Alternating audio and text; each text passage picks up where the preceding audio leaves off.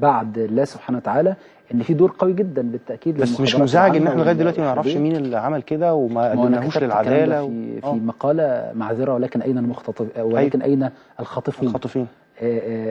اين الخاطفون؟ لان انا ماشي اوجه التحيه واوجه التهنئه، وبرضو انا اتكلمت بنفس هادئ جدا ان انا مش عايز اتكلم على تكتيكات حصلت ولا اسلوب في التعامل ينبغي ان يظل طي الكتمان والسريه. انا مش عايز كل ده، انا عايز بس طمأنة للناس للداخل وللخارج ان دوله القانون لما بينتهك فيها القانون بترد. بس انتوا ايه كان طبيعه دوركم؟ حضرتك قلت ان كان ليكم دور بالتعاون مع الاجهزه الامنيه المختلفه، والله دخلتوا وحاولتوا تقدموا مساعده، ايه نوعيه الدور ده بالظبط؟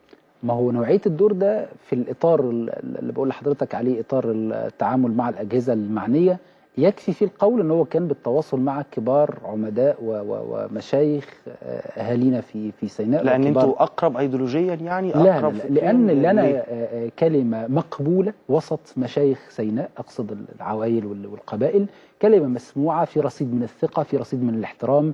لما المسؤولون عن هذا الملف لما وضحوا للناس خطوره وتكلفه هذا الامر، الناس طبعا اقتنعت ومارسوا ضغطا بدورهم يعني.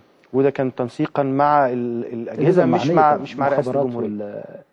حضرتك بتتكلم على رئاسه الجمهوريه دي راس الجهاز التنفيذي، فبالتاكيد كل هذه الاجهزه تابعه لها. ليه بتقدموا نفسكم للغرب اليومين دول؟ ده حاجه مضحكه جدا. بتعملوا ايه في اوروبا وبتعملوا ايه في امريكا وعايزين تقولوا احنا بديل جيد للتجربه يبدو انه